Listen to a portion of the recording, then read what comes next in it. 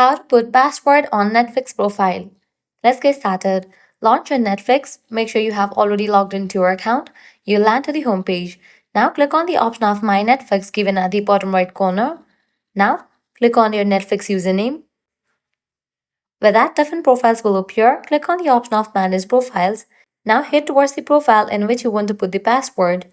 Click on it. Different options will appear. Navigate to the option of Profile Lock. Now click on Create a Profile Lock. Enter your account password to make changes. After you type in your password, click on OK. Now add a 4-digit PIN to create your profile lock.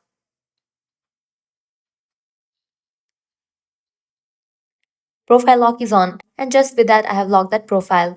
If you want to edit or delete the profile lock, you can use these options. Now I can head back. So this way you can easily put password on Netflix profile. If this guide was helpful, don't forget to like, share and subscribe to our channel. Thanks for watching.